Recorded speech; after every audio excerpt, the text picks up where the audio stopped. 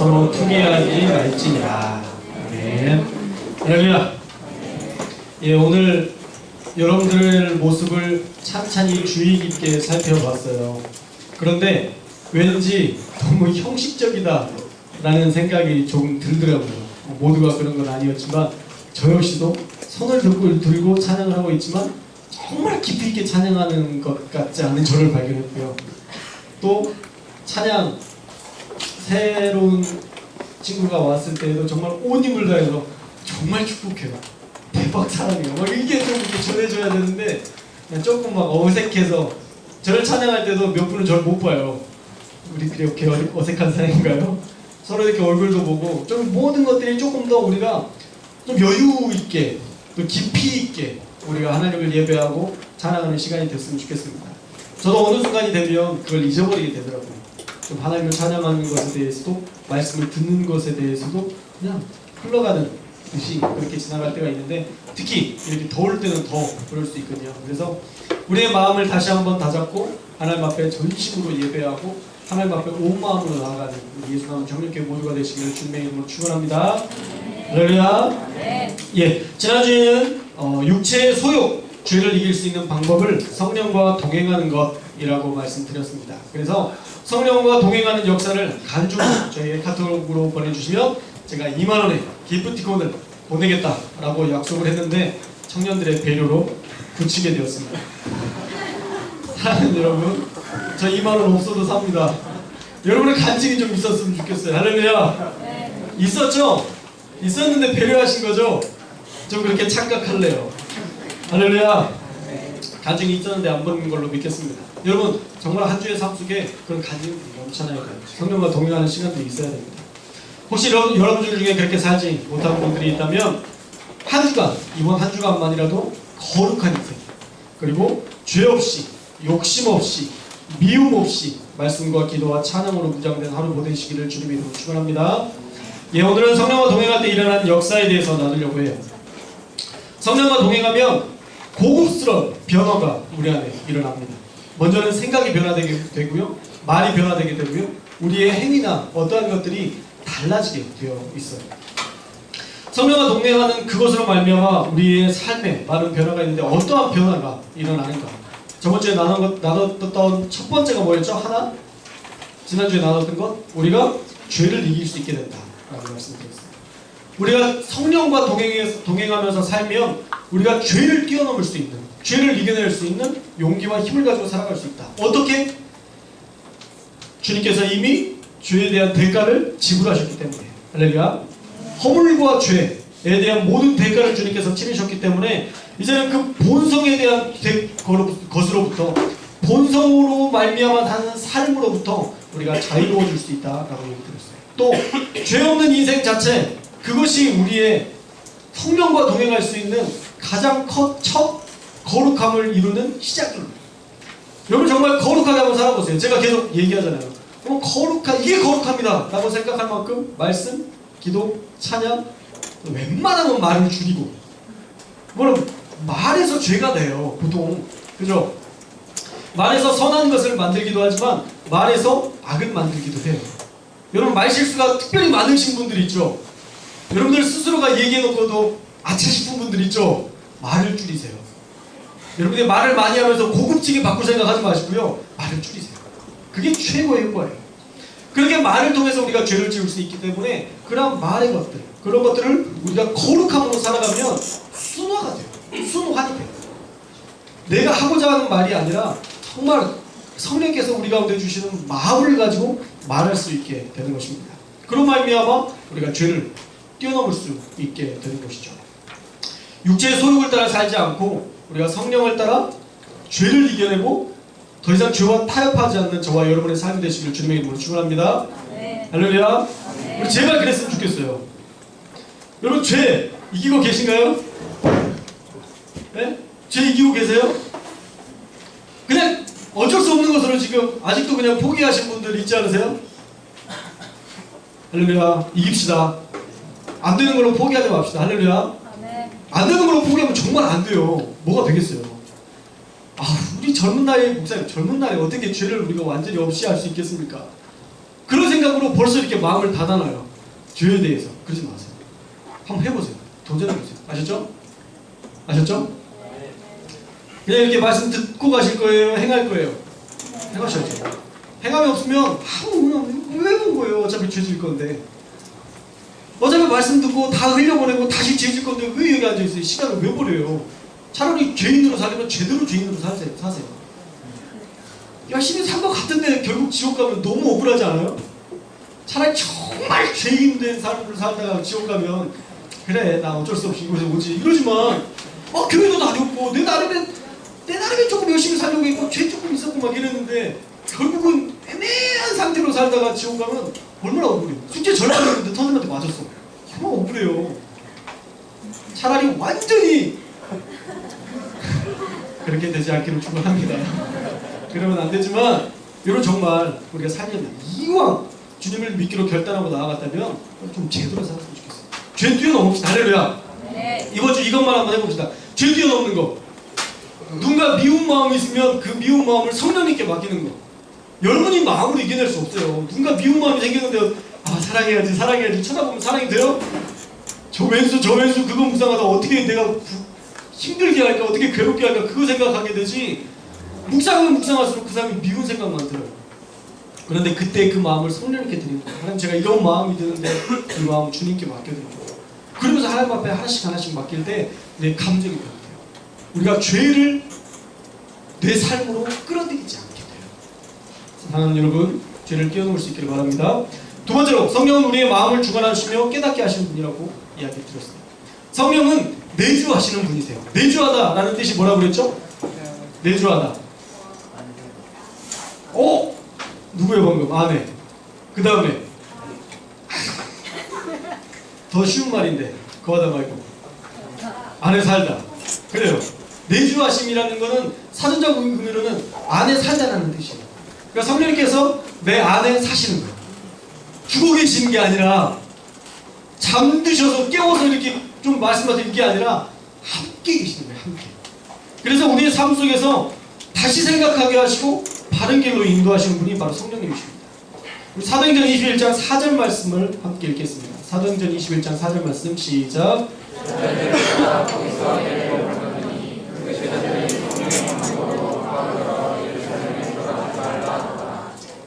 인생은요 악과 선 사이에 분별해야 할 일들만 있는 게 아니에요. 삶에서 어떤 것을 선택해야 할지 늘 고민선상에 있을 때가 많습니다. 둘 다 선일 때도 있고요. 둘 다 악일 때는 정말 나쁜 거겠지만 둘 다 선일 때 우리가 어떤 것을 결정하는 게 더 많은 것일까 라는 고민을 할 때가 있습니다. 그럴 때에 성령은 우리에게 바른 것을 선택하게 하시고 그 길을 향한 마음과 그 길을 향한 또 다른 길, 왜 그 길로 가야만 되는지에 대해서 우리에게 보여주시는 분이시대요. 제자들이 바울을 위해서 기도했어요. 오늘 사도행전 21장 4절 말씀은 제자들이 바울을 위해서 기도할 때에 성령이 감동케 하세요.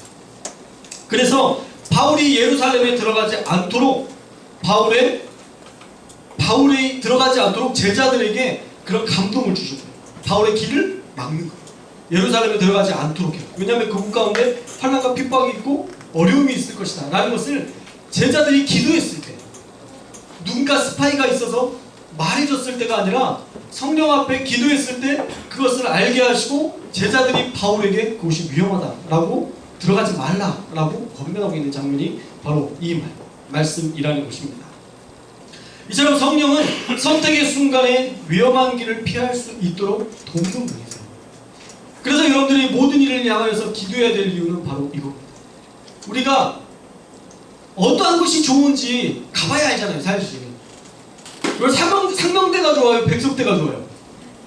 상명대 다니는 애들은 상명대가 좋을 것이고 백석대 다니는 애들은 백석대가 좋을 것인데 나에게 맞는 대학이 어딜까? 그것은 기도하면서 하나님께서 주신 마음으로 나아갈 때 그것이 나에게 꼭 필요한, 내가 백석대를 가지 않았으면 안 됐어 라는 이유를 발견하게 해주신다. 내가 상명대를 가지 않으면 안 됐어 라는 것들을 깨닫게 해주시는 거예요. 또 단대 상처받고 있죠? 단대 꼭 가야 되는 이유를 하나님께서 발견케 하신다는 거예요. 할렐루야. 호소들도 마찬가지입니다. 뭐 대학교가 이렇게 많은지. 그래요. 바른 길을 갈 수 있도록 성령은 우리에게 말씀하세요. 더 좋은 길 말고 나에게 맞는 길. 꼭 거기만 가야, 서울대만 가야 위대한 일을 이룰 수 있어요? 아니에요. 물론 서울대 가면 더 큰 일들을 할 수 있죠. 더 나쁜 일을 할 수도 있어요. 사실 어떠한 것을 하느냐는 내가 내 삶의 자리에서 어떻게 생각하고 어떻게 준비되고 있는가, 그게 더 중요한 것이지 내가 가지고 있는 배경, 스펙, 제발 거기에 얽매이지 마세요. 그게 최고라고 여기지 마세요. 그게 최고라고 여기니까 그 이상을 못 오가요. 벼룩이 뛰는 높이가 자기의 몸의 100배인가 150배인가 뛴다고 그러더라고요. 벼룩이 쬐끔만 하잖아요. 근데 그 벼룩이 뛸 수 있는 그 높이에 유리막을 하나 놔두면 자기가 뛰다가 몇 번 부딪히면 아파요, 안 아파요? 벼룩이 안 아파요? 벼룩은 안 아파요? 쬐끈하니까? 나도 별로 안 아프겠네? 익숙하죠? 벼룩이 작지만 아파요. 아픈데 뛰면서 자기가 부딪히는 높이, 딱 상처받는 그 높이가 되었을 때 뛰다가 몇 번 부딪히고 나면 그 이상은 안 돼요. 그리고 나서 그 유리막을 빼면 어떻게 해요? 그 이상은 안 돼요. 자기 스스로가 고통받았던 상처들을 자기 것으로 취하고 트라우마, 자기 나름의 트라우마들을 자신의 현실의 것으로 받아들이고 그 이상은 안 뛰어요. 여러분들도 마찬가지예요. 스펙에 매여 있으면 그 이상을 뛰려고 하진 않아요. 계속 도전하고 성령께서 도우시기를 기도하고 우리가 막 나아가야 되는데 그냥 그만큼일 거라고 생각해요. 그러지 맙시다. 우리 성령과 동행하면서 성령께 주시는 큰 비전을 따라 우리가 좀 세상을 좀 정복해야 돼요, 여러분. 왜 천안에만 머물러 있으세요? 청년의 때에는 천안에만 머물러 있으십시오. 하지만 결혼하면 어디든 좀 포대 나가셔도 괜찮아요. 서울에도 가시고, 좀 여러분들 중에서도 정치인들이 좀 나왔으면 좋겠어요. 고지론을 얘기하는 게 아니에요. 정말 돈 많이 벌고 부자 돼서 우리가 그걸로 하나님께 영광 돌리지 아니에요. 돈 많아서 돈 많은 거 조금 많이 누리고 그렇게 살자, 그게 중요한 게 아니라 우리가 세상을 변화시킬 그 자리에 있어야 세상이 바뀔 수 있는 거예요. 내가 그런 자리에 없는데 어떻게 세상을 바꿀 수 있겠어요? 여러분들 그 자리로 가야 돼요. 정치인들, 수많은 정치인들이 정치를 하는데 사실 정치가 아니에요. 그들에게 지금 이 정치는 게임이에요, 게임. 잘 돼도 그만이고 안 돼도 그만이에요. 왜? 나한테는 1600억이 있거든. 나한테 100억이 있거든. 내 삶에 쓸만한 돈이 충분하고 여유가 있고 난 강남에 사는데 이 정치가 이렇게 봐서 잘 되면 좋고 안 되면 많은 거예요. 정치는 가난한 사람들이 해야 돼요. 헐벗고 굶주렸던 사람들이 서민의 마음을 알지, 총선할 때 국밥 한 그릇 먹는다고 해서 그 사람들이 서민의 마음을 알 수 있는 건 아니에요. 정치만 그런가요? 정치, 경제, 사회, 문화 다 마찬가지예요. 여러분들 그것도 곳곳이 좀 투입돼서 정말 불쌍한 사람들을 돕는 많은 프로젝트를 여러분들 좀 감당하고 그래도 우리가 할 수 있습니다. 여러분의 삶의 자리에서 그것들을 그냥 멈추지 않았으면 좋겠어요. 그냥 그만큼이 나라고 여러분들 스스로가 평가하지 않았으면 좋겠어요. 하나님은 더 위대한 것들을 여러분들에게 꿈꾸게 하세요. 어떨 때? 주님과 함께 할 때, 성령과 동행할 때. 전 사실 스펙이 그렇게 좋지 않은 사람이에요. 어렸을 때부터 그 가난, 그냥 내 삶이에요, 삶. 7평 반에 살아봤어요? 저는 7평 반에 5명이 살았어요, 우리 가정이. 아버지, 어머니, 형, 누나, 나. 7평만 이만해요, 정말. 그런데 저희 아버지가 수석을 갖고 왔어요. 사람 누울 것도 없는데 돌을 쟁여놨어요, 수석. 화분도 하나 있었어요, 큰 거. 7평 반에. 저는 아버지의 꿈이 정말 대단하다. 그 작은 집에 살면서도 아버지는 나중에 정원 있는 집을 꿈꾸시면서 돌을 모으시기 시작해요. 수석. 분재를 가꾸기 시작했어요. 우리는 언젠가 그런 집에 살 것이기 때문에 모아놔야 된다. 사실 이사할 때 이삿짐 센터가 그때도 있지도 않았지만 이삿짐이 돌밖에 없었어요. 7평 반 되는데 뭔 짐이 있었겠어요? 가구도 별로 없었어요. 돌, 나무 이런 것밖에 없었어요. 근데 그 꿈이 이루어지더라고요. 꿈꾸는 사람이 결국 세상을 바꾸더라고요. 저와 여러분이 꿈꾸면서 성령과 동행하면서 살아갔으면 좋겠어요. 거룩하게 살면서 신실하게 살면서 꿈을 꾸는 자, 이 사람이 정말 하나님의 소망입니다. 거룩하게 살면서 꿈꾸는 자, 하나님의 소망이죠. 더럽게 살면서 하나님의 꿈을 꾸는 자, 세상을 더럽게 만들어요. 하나님의 이름으로. 우리 하나님이 나한테 이렇게 하라고 하셨어. 그러면서 정치와 결탁하고 죄 짓는 자리에 나아가고 더 무서운 일을 꿈꾸는 사람들이 될 수 있어요. 그것들을 막기 위해서라도 우리가 그 자리에 나아갈 수 있었으면 좋겠습니다.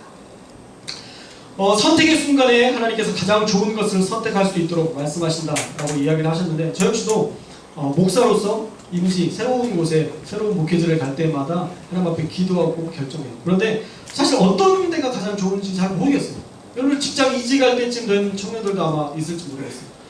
이게 맞는 건지 저게 맞는 건지 되게 고민스러운 분들은 없지 않아 있을 거예요.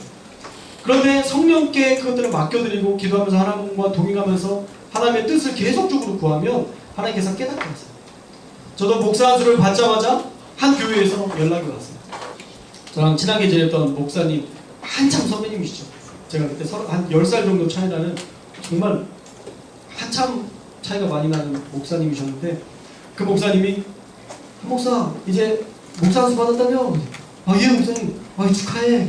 예 목사님 감사합니다. 잘 지내시죠? 찾아가 봐야 되는데 그래 언제 한번 봐야지.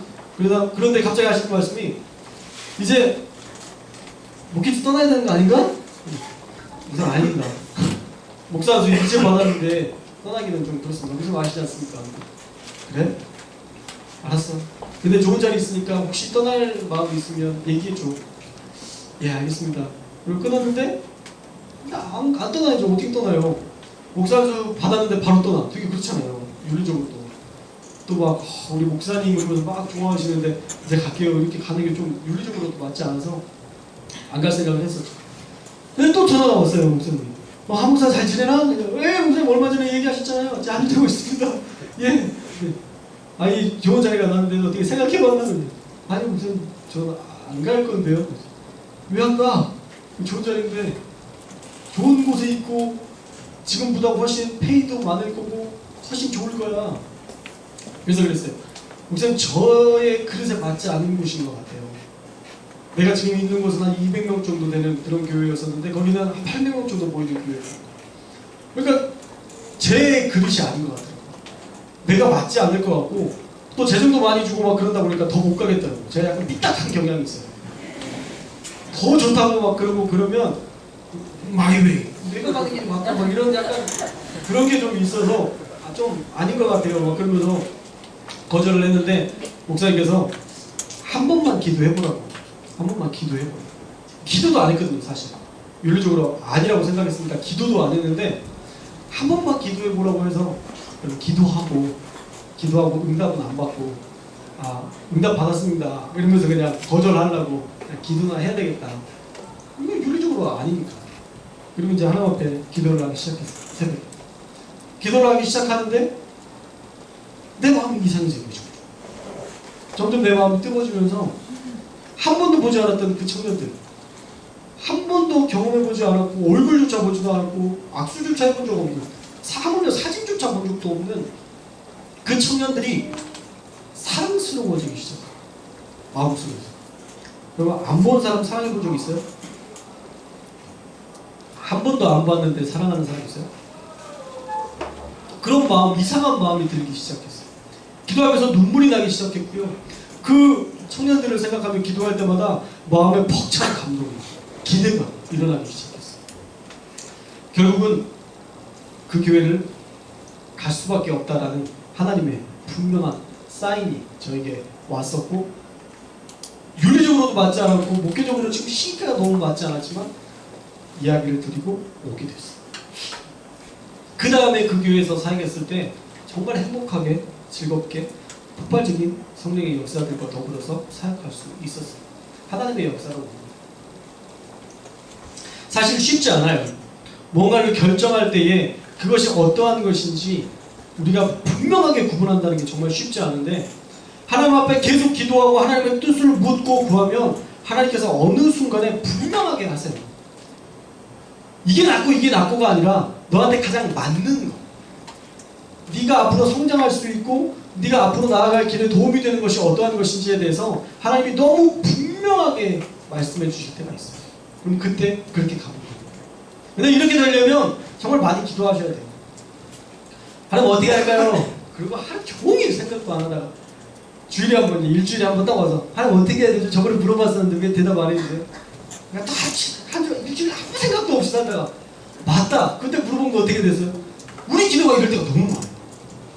계속 물어보고 여쭙고 어떠한 것이 하나님의 뜻인지 우리가 막 알아보고 하루에도 몇 번씩 똑같은 기도들을 반복하면서 하나님의 뜻을 알아가야 되는데 그냥 한 번 기도하는 것에 너무 만족스럽고 내가 기도했다는 것이 자랑스럽고 하나님 빨리 응답하셔야 되는데 왜 결제 안 하시지 막 누가 위인지 누가 아닌지 모르는 그러한 신앙생활을 우리가 할 때가 정말 많아요. 여러분 기도 응답을 받으려면요 한 기도를 1000번 이상 하세요. 1000번 이상 하면 분명해집니다. 할렐루야. 하나의 문제 어떤 하나의 기도 제목이 있을 때 그 기도 제목을 가지고 한 1000번 정도 기도해 보세요. 그러면 어느 순간 하나님이 너무 분명하게 여러분의 길을 인도하실 것입니다. 그것이 바로 성령의 역사예요. 성령께 맡겨드리고 기도하면 성령께서 가장 우리에게 필요한 것들을 보여주실 때가 있습니다. 세 번째로는 성령은 우리를 진리 가운데 인도하시는 분이십니다. 요한복음 16장 13절 말씀 우리 함께 읽겠습니다. 요한복음 16장 13절 시작.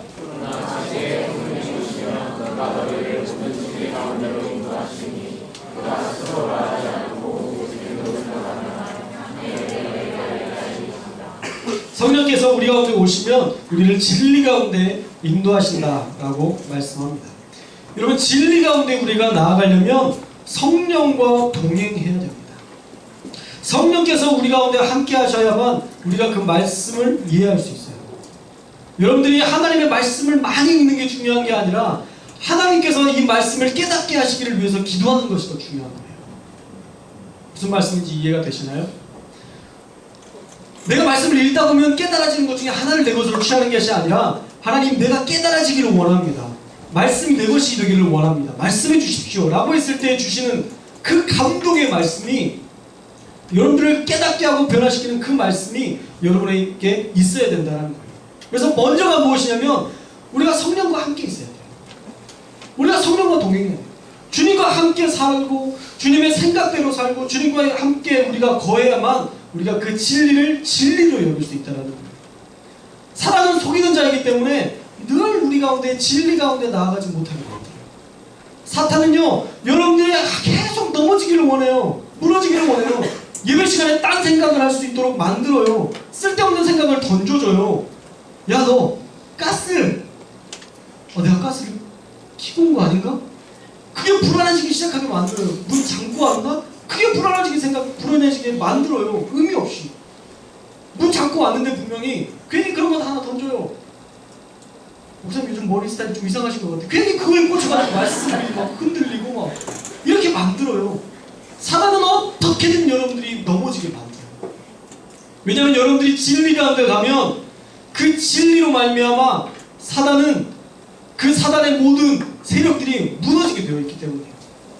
진리가 없는 자들이 세상 그 사단의 영역들을 무너뜨릴 수 없어요. 그러나 그리스도인들은 진리 가운데 사는 사람들은 세상을 바꿀 수 있고 세상을 변화시킬 수 있거든요. 그렇기 때문에 우리가 변화되는 것에 대해서 사단은 대단히 싫어합니다. 여러분 그래서 우리가 계속적으로 성령과 동행할 수 있어야 돼요. 성령과 동행하면서 말씀을 듣고 말씀이 우리 가운데 진리가 되는 그러한 역사들을 날마다 볼 수 있어요. 성경 얼마나 읽으세요? 많이 읽으시나요? 좀 꾸준히 읽으셨으면 좋겠어요. 성경 통독 해보셨나요? 난 성경 통독 한번 해봤다. 어우 좋아요. 2번 2번 정도 뭐 3번 4번 5번 도대체 몇 번을 읽은 거야? 몇 번을 읽은 거야? 몇 번을 읽읍시다. 할렐루야. 우리 이렇게 성경 몰고 살아서 안 돼요.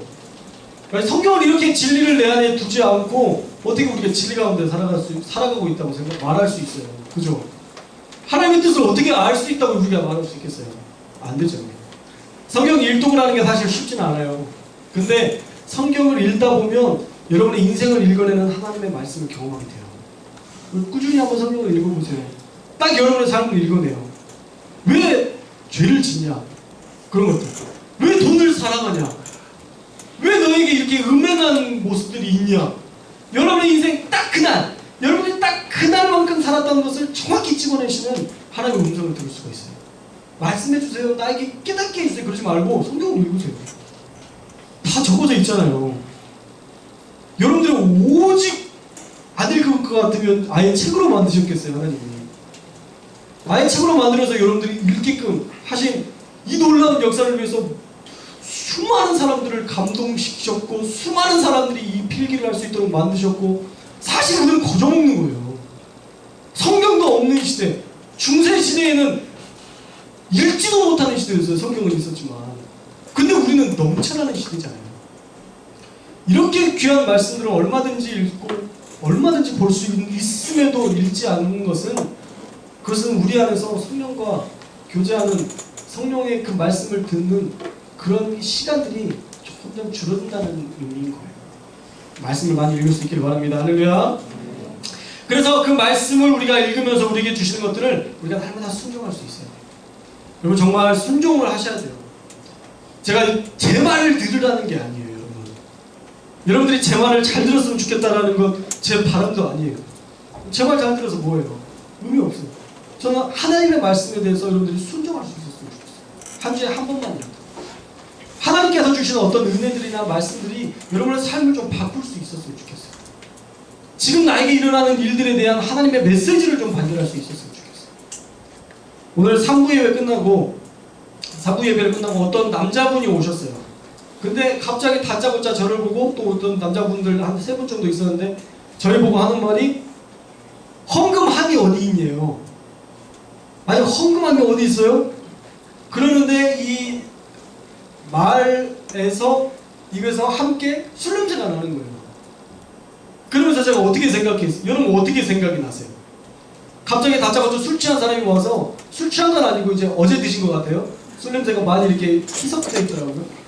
어제 드셨던 분이 와서 헌금함이 어디 있어요? 라고 생각했을 때 여러분 어떤 마음이 드세요? 알아놨다가 나중에 또 혹시 뒤지지 않을까? 그런 생각이 들더라고요. 왜냐면 얼마 전에도 우리 교회에서 한번 그런 일들이 있었거든요. 고등학생들이 한번 털었던. 그래가지고 이제 우리끼리 비밀로 합시다. 제가 괜한 얘기를 했네요. 그래서 이제 세콤을 다 해가지고 뭐 털린 건 하나도 없었어요. 하나도 없었는데 그 다음에 우리가 되게 불편해졌죠. 세콤이 있어야만 들어갈 수 있으니까 계속 잠그고 다니는 이유가 한 번 그런 일들이 있었었거든요. 그런 일이 있고 나니까 이 사람을 볼 때 괜히 그렇게 보이는 거예요. 약간은 술이 취한 냄새가 나고 헌금함을 찾으니까, 그래서 제가 그렇게 헌금을 하고 싶으면 제가 저기 보면 봉투가 있으니까 저한테 주시면 제가 재정위원회에 직접 내겠다. 따라오셔라. 그거 안 올 줄 알았어요. 근데 따라오더라고요. 따라오시더니 헌금하면서 이렇게 이름을 적으시더니 저한테 정말 헌금 봉투를 주시는 거예요. 그래서 이제 물어봤어요. 선생님 뭐 감사할 제목이 있으셔서 이렇게 헌금을 하시는 건가요? 그랬더니 지금 교회 온 지 2주 됐대요. 교회 2주 됐는데 목사님의 말씀을 듣고 나니까 감사한 마음이 들어서 헌금을 하고 싶었대요. 근데 어디에 뭐가 있는지 몰라서 알려달라고 저한테 그 무리들에게 이야기했던 거예요. 너무 죄송하다고. 내가 많이 바뀌었다고 생각했는데 내가 정말 그래도 다른 모든 사람들을 볼 때 공정한 눈으로, 정말 사랑의 눈으로 똑같이 대하려고 내 나름의 생각을 하고 봤다고 생각했는데 여전히 아니더라고요. 여전히 내 눈은 색안경을 끼고 있더라고요. 조금 잘 입고 오면 교인, 들어와도 좋은 교인, 약간 술 냄새가 차단. 그게 제 모습이다. 깨달았어요. 내가 더 진실하게 모든 사람들을 대해야 되겠다. 술 취한 사람이든 조금 허름한 사람이든 옷을 잘 입든 못 입든 다 똑같은 마음으로 대해야 되겠다 라는 제 나름의 어떤 결단을 했어요. 작은 일이에요. 아무 일도 아닐 수 있어요. 어쩌면 그 사람들이 왔을 때 그냥 다음에 하시라고 이렇게 보낼 수도 있고 그냥 넘길 수도 있는 일이었지만 이 사건 하나를 가지고 내 삶의 작은 하나, 여전히 바뀌지 않는 하나, 이것들을 바꿔가는, 그것이 성령과 동행하는 삶이고, 이 작은 것 하나를 끝까지 가져가는 게 바로 성령과 동행하는 삶인 거예요. 나중에 똑같이 약한 사람이 있었을 때 그렇게 도울 수 있는 마음을 내가 가지고 그 사람을 섬기는 거예요. 여러분, 이런 일들을 우리가 해야 돼요. 그런 변화를 이루는 사람들이 우리가 돼요. 지난주에도 정철이라는 어떤 청년이 한 명 왔었죠. 중국인이에요. 그 친구도 중국인이었었는데, 젊은 사람이 뭔가 도움을 요청할 때 잘 안 도와줘요. 왜냐면 얼마든지 일할 수 있다고 생각하니까. 근데 그 친구 눈빛이 너무 안 좋더라고요. 그냥 눈이 빨개가지고 왜 그러냐, 뭘 어떻게 도와줄까, 뭐 어려운 일이 있었어? 그랬더니 5개월 정도 일을 했는데, 4개월인가 5개월을 일을 했는데 사장이 15만 원 줬대요. 아니, 바치겠어요? 안 바치겠어요? 15만 원 줬대요. 받으려고 했는데 뭐 도와주는 사람들도 없고 자기가 힘도 없고, 그래서 왔어요. 악에 받쳐 있어요. 사고 치겠더라고요. 제가 그래서 그 친구에게 잘 설명해주고 도와줄 수 있는 모든 것들을, 루트를 찾아서 뭐 그가 할 수 있는 뭐 자격증을 따는 거 뭐 이런 것도 다 알아보고 그러는데, 중국인이기 때문에 많이 제약이 있더라고요. 그래서 결국은 이제 외국인 고용센터가 있어요, 천안에. 그래서 거기에 데려다 주면서 취직되는 방법을 알려줬어요. 내가 취직되는 방법을 알려주겠다. 잘 들어라. 어떻게 하냐면, 오늘 찾아가고 내일 찾아가고 내일 모레 찾아가고 그 다음날 찾아가고 그 다음날 찾아가고 아침 오후 아침 점심 저녁으로 찾아가고, 그러면 5일 안에 된다. 내가 그렇게 얘기했어요. 해봐라. 된다.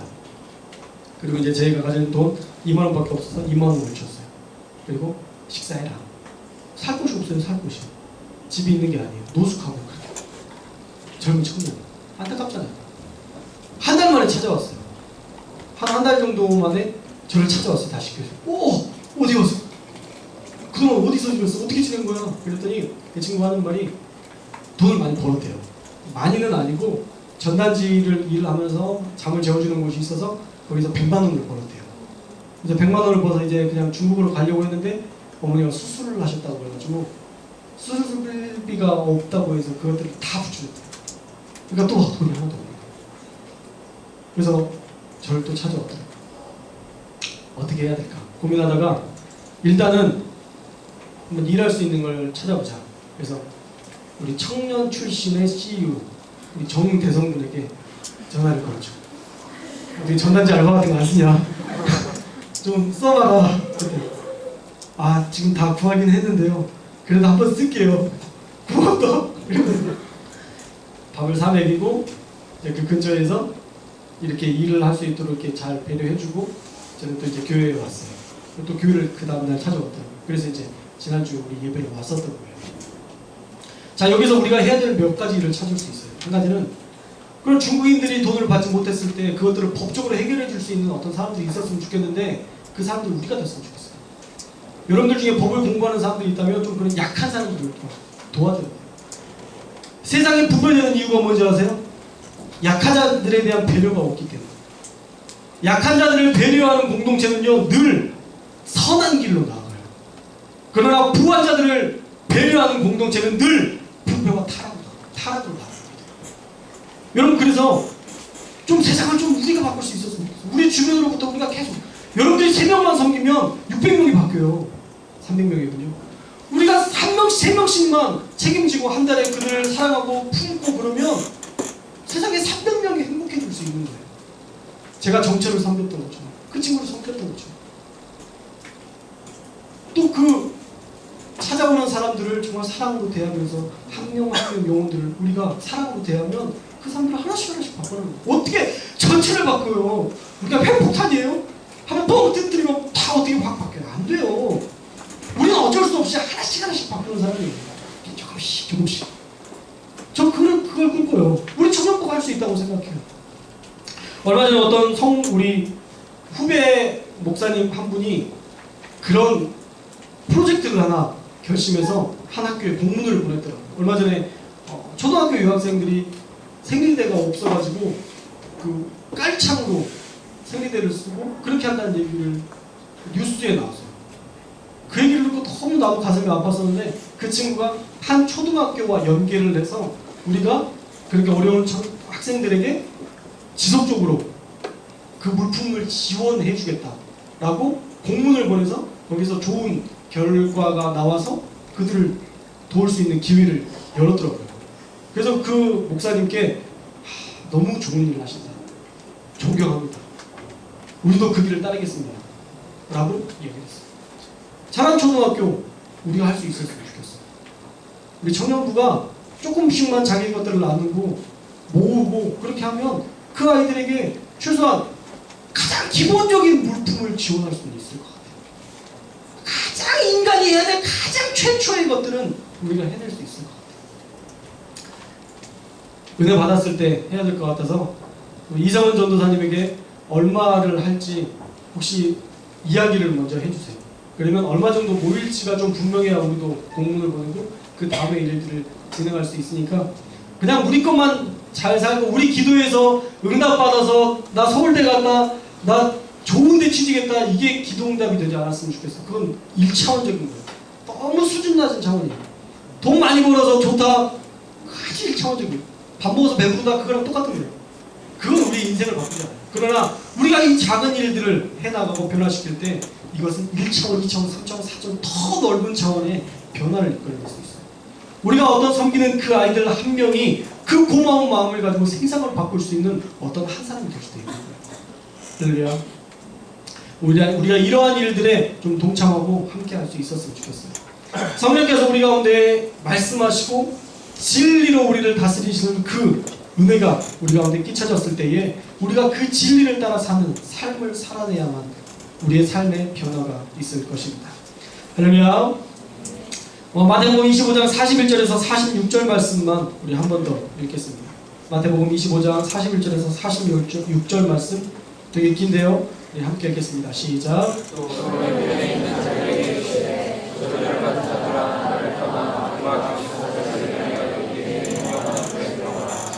내가 주일 때에 너희가 먹을 것을 주지 아니하였고 목마를 때에 마시게 하지 아니하였고 나그네 되었을 때에 용돈 갚지 아니하였고 헐벗을 때에 옷 입히지 아니하였고 병들었을 때와 옥에 갇혔을 때에 돌보지 아니하였느냐 하시니 그들로 대답하여 이르되 주여 우리가 어느 때에 병에서 죽이신 것이나 목마르신 것이나 나그네 되신 것이나 헐벗으신 것이나 병드신 것이나 옥에 갇히신 것을 보고 공경하지 아니하였느냐.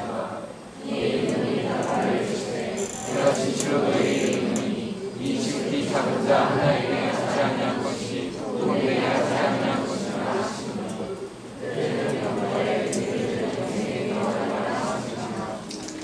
우리는 지극히 작은 자의 한 것이 내게 한 것이다 라는 말씀만 많이 봤는데 사실 이 말씀이 우리가 더 자세히 봐야 될 말씀인 것 같아요. 지극히 작은 자에게 하지 않는 것이 내게 하지 아니한 것이다. 여러분 정말 그렇습니다. 우리가 작은 자를 돌볼 수 있어야 되고 약한 자를 돌볼 수 있어야 돼요. 어저께도 TV에 초등학교 여자애 한 명이 엘리베이터에서 막 싸대기를 맞고 막 머리끄댕이 잡고 막 나가는 그런 장면들이 있었어요. 제 페이스북에 보면 공유했습니다. 그럼 잡아야 돼요. 그래서 내가 이놈 꼭 잡으리라 그러면서 제가 페이스북에 공유했는데 때리고 막 끌고 가요.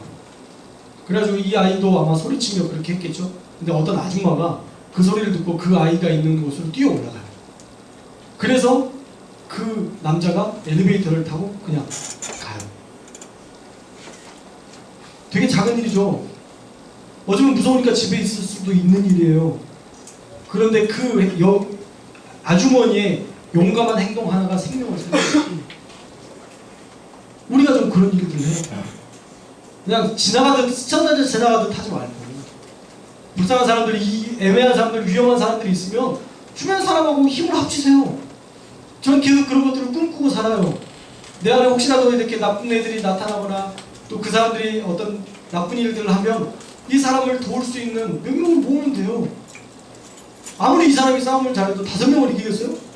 저 사람 위험한 것 같아요. 우리 함께 돕시다. 5명이 쫙 가면 일행인가? 그래서 도망가지 않겠어요? 그렇게 이렇게 도와줘야지.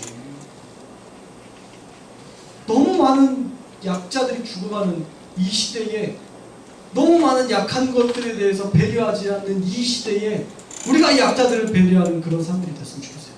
그렇다고 여러분들이 힘도 없는데 무작정 가지 마시고 힘이 있을 만한 사람들을 모아서 도울 수 있는 그런 일들을 좀 해야 돼요. 너무 지금 세상이 너무 악하고 너무 타락해져 가고 있어요. 정말 너무 무너져 가고 있어요. 이 무너져가는 시대에 이 무너져가는 나라를 우리가 좀 바꿀 수 있었으면 좋겠어요. 할렐루야. 남일처럼 생각하지 말고 우리 좀 세상을 바꿉시다. 세상을 바꾸는 한 사람이 됩시다. 할렐루야. 저기 가면 불타서 아무 때나 막 불구덩이라도 떨어뜨리고 이런 얘기가 아니라 바꿀 수 있는 건 우리가 바꾸고 도울 수 있는 것들은 돕고 우리가 세상을 조금씩 하나님의 원하시는 방향으로 바꿀 수 있었으면 좋겠어요. 오늘 성령에 대해서 이야기하면서 너무 이런 쪽으로 많이 흘러갔는데 원래는 성령과 동행하면서 우리에게 주시는 것들, 유익들 이런 것들에 대해서 얘기를 하고 우리가 더욱더 성령을 사모하자라는 주제로 말씀을 나누고자 했는데 계속 방향성들이 약간 이런 쪽으로 흘러가는 것을 보면 이 시대에 어쩌면 하나님의 하시고자 하는 말씀이 더 이쪽 부분인 것 같아요. 약자들을 위한 돕는 것. 그게 진짜 진리를 따라 사는 삶이고 그것이 바로 성령과 동행하는 삶이다. 단순히 성령께 무엇들을 구하고 성령께서 우리에게 깨닫게 하신 것으로 우리가 잘 먹고 잘 사는 것이 주님께서 원하시는 뜻은 아니어서 계속 이쪽 방향으로 말씀을 이끌어 가시는 것 같은데 여러분 정말 우리가 세상을 좀 바꿀 수 있었으면 좋겠습니다. 하나님의 그 진리로 세상이 바뀌어지는 그 놀라운 역사를 우리가 좀 볼 수 있었으면 좋겠습니다. 여러분들이 정말 연약한 자들을 도울 수 있는 그런 한 사람이 됐으면 좋겠어요. 정말 중국인들이 돈을 받지 못하는 그런 때에 법적으로 여러분들이 정말 도울 수 있는 그런 좀 사람들이 돼서 세상을 바꿔나가고 또 연약한 사람들이 있다면 여러분의 물질로 도울 수 있는 그런 사람들이 되어지고 여러분들로 말미암아 정말 성령께서 기뻐하시고 하나님께서 기뻐하시고 또한 은혜 가운데 우리가 날마다 세상을 바꾸는 저와 여러분의 삶이 되시기를 주님의 이름으로 축원합니다. 할렐루야. 예. 성령에 대해서 또 더 자세히 알고 싶은 분이 있으면 저와 함께 더 교제를 합시다. 말씀보다 더 이제 삶 속에서 경험했던 그 많은 간증들이 있거든요. 저뿐만 아니라 청년들에 대한 간증들도 되게 많은데 너무 많은 간증들을 이렇게 말씀 시간에 축약해서 다 전하기는 정말 쉽지 않은 것 같아요. 그래서 여러분들과 더 많은 좀 교제를 할 수 있었으면 좋겠고요.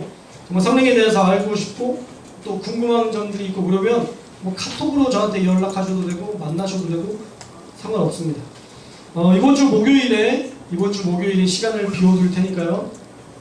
시간이 되시는 분들은 저와 좀 교제할 수 있었으면 좋겠어요. 일단은 저희 집으로 모임 장소를 정하고자 합니다. 저희 집 주소는 제가 셀 리더들한테는 다 보내드릴 테니까 혹시 오실 분들에게만 셀 리더 분들이 좀 공지를 해주시고요. 그래서 저희 집에서 아주 편안하게 얘기하면서 말씀을 나누면서 또 혹시 시간이 되시면 예건 예슬이도 좀 봐주시면서 그렇게 교제할 수 있는 그런 시간이 되면 좋을 것 같아요. 삶의 자리에서 아주 편안하게 삶을 나누고 대화할 수 있는 그런 시간들을 좀 많이 열려고 해요. 여러분들과 더 깊은 교제의 시간들을 가졌으면 좋겠다는 생각을 계속 하고 있어요. 어떤 게 방법일까? 사실 목요일에 우리 집을 개방하는 것에 대해서 아직 우리는 아내한테 받지 못한 상황이지만 제가 누구예요? 목사님이잖아요. 사모님이시잖아요. 제 말 좀 들어줘야 되지 않을까요? 제가 최대한 빌어볼 테니까 목요일에 좀 시간을 많이 내셔서 함께 대화하고 이것들이 조금 여유가 있고 그러면 2주에 한 번 정도 계속 정기적으로 좀 모일 수 있으면 일단은 재정적인 것들이 많이 아껴지죠. 굳이 이제 커피숍 가서 이렇게 하지 않아도 우리 집에 있는 것들을 같이 나누기도 하고 혹시라도 이제 과자를 사거나 이렇게 하면 훨씬 더 재정적인 부분들이 더 아껴지는 부분도 있어서 이렇게 하면 좋지 않을까 제 나름의 많은 고민들과 생각을 하고 있습니다. 더 많이 교제하기를 원해요. 더 많이 만나기를 원하고 제발 시간 좀 내주세요. 제가 언제까지 여러분의 상황을 기도하면서 깨닫게 하시면 전화해가지고 괜찮냐 뭐 이렇게 하지 마시고요. 너무 힘들어요. 여러분들이 목사님 힘들어요. 그럼 만나면 되는데 기도해요. 목사님 하나님 얘가 걸려요. 왜 그러죠? 너 어디 괜찮니? 괜찮아요. 그래? 또 기도해 보면 또 낀 이걸 진짜 괜찮은 거야. 목사님 힘들어요. 그러면 얼마나 시간이 많이 걸려요. 그냥 한 번에 그냥 무지하게 힘들어요. 왜? 그냥 얘기하면 되는 건데 뭐가 힘들까요? 도대체 내가 뭐가 힘들까요? 이런 식으로 진행되면 안 될 것 같아요. 아니 나 때뿐만 아니라 또 다른 목사님이 오셔서 사역할 때도 너무 힘들 것 같아요. 내가 이걸 좀 깨우시려고 하거든요 지금. 이런 상황들 막 뭔 마음을 가지고 있는지도 모르겠고 이런 것들을 좀 깨부시기 프로젝트를 제가 조금 하고 있는데 여기 좀 찾아오세요 제발. 제가 한 명밖에 없어요. 제가 한 열댓 명 되면 막 이렇게 투입해서 이렇게 여럿이 막 할 수 있는데 제가 한 명밖에 안 되기 때문에 각자 찾아가기가 되게 힘들어요. 그래서 여러분들이 좀 찾아오시면 되게 편안하게 대화할 수 있을 거예요. 여러분 나쁜 사람 많이 아시죠? 3년 정도 경험해봤으니까 아시잖아요. 좋은 사람이라고 할 수는 없지만 그렇게 나쁜 사람도 아니에요. 그러니까 많이 교제하고 대화 나누고 또 신앙에 있어서 고민들이 있는 거 카톡으로 보내주세요. 카톡으로 보내면 얼마든지 상담해주고 얼마든지 대화할 거니까. 또 하나 요즘 청년들에 대한 많은 고민들, 청년들이 가지고 있는 생각들을 좀 알고 싶어요. 이제 그것들을 잘 모아서 지금 뭐 얘기할 수는 없지만 뭐 우리 청년들이니까 얘기해도 되겠죠? 좀 책을 쓰고 싶어요. 청년들이 어떤 고민을 하고 있나, 어떤 것들을 가지고 괴로워하고 있고 어떤 것들을 향해서 나아가고 있나, 또는 어떤 것들이 좀 진취적으로 나아가고 싶어하는 것들이 무엇인가. 우리 청년들과 함께 그런 피드백들을 좀 많이 받아서 너무 많은 얘기를 했는데 시작도 안 했는데 시작은 했어요. 목차는 지금 조금 만들었어요. 시작은 했는데 청년 가치라는 제목으로 책을 만들려고 생각하고 있어요. 청년의 가치가 얼마나 위대한지, 그리고 또 이제 말장난하는 거 좋아하잖아요. 청년 가치 살자, 제대로 살자, 그런 의미로 청년 가치, 두 가지적인 중의적인 의미로 청년 가치라는 책을 좀 쓰려고 해요. 청년 신학이라고 썼는데 쓰려고 했는데 너무 재미없어요. 벌써 제목부터. 그래서 청년 가치 뭐 이렇게 좀 해보려고 하는데 여러분들과 좀 교제하면서 피드백하면서 좀 매일도 제가 같이 공유할 테니까 좀 진솔하게 얘기해야 될 부분들이나 있거나 그러면 그런 것들도 잘 해서 청년들을 위한 아프리카 청춘이다 이제 이런 것들을 뛰어넘을 수는 없겠지만, 그렇죠? 저는 뛰어넘을 거라고 생각 안 해요. 뛰어넘고 싶지 않아요. 아프리카 청춘이다. 괜히 아프니까 그것이 그냥 청춘일 거라는 이런 한계를 좀 벗어나서 뛰어넘으니까 청춘이다. 약간 이런 느낌의 그런 글들을 좀 썼으면 좋겠다라고 얘기하는데 정말 너무 섣불러요. 제가 지금 얘기하는 게 너무 섣부른데 여러분들과 쓰고 싶어요. 뭐 내가 다른 청년들하고 할 수는 없잖아요. 우리 청년들하고 해야지. 우리 청년들과 나눠야지. 그래서 여러분들 기도해 주시고 함께 그것들을 하나씩 같이 만들어가는 그런 과정들을 함께 나눴으면 좋겠어요. 두껍게 쓰진 않을 거예요. 안 읽을 거니까. 짧게 쓸 거예요. 하여튼 그래요. 오늘 많이 기도해 주시고 한 주간의 삶을 살 때에는 성령과 동행하면서 한 주간 살았으면 좋겠고요. 말씀 가운데 살았으면 좋겠고요. 이번 성령에 대해서 준비하면서 여러분들과 대화를 나누면서 약간 좀 이렇게 끊긴다라는 생각이 들 수도 있을 것 같아요. 원래는 여러분들에게 고백하는 건데, 원래는 이 한 본문을 가지고 저번에 은평교회에서 설교를 한번 나눴었는데 너무 그 내용이 좋아서 우리 청년들에게도 한번 나눠야 되겠다고 해서 둘로 나누다 보니까 이게 좀 너무 이렇게 좀 안 맞는 것 같기도 하고 좀 들으면서 힘들 수도 있었겠다라는 생각은 들지만 오늘 저 사랑하는 마음으로, 그렇다고 뭐 대충 준비한 건 아니니까 여러분에게 주시는 그 말씀들, 여러분들이 깨닫게 하신 것들을 또 하나 순종, 제발 하나님께서 주시는 말씀에 순종하는 그 훈련들을 통해서 하나님이, 성령님이 여러분의 삶을 바꾸는 것들을 볼 수 있는 저와 여러분의 삶 되시기를 주님으로 축원합니다. 기도하겠습니다. 먼저 찬양하겠습니다. 성령이여 임하소서. 하나님 앞에 찬양하면서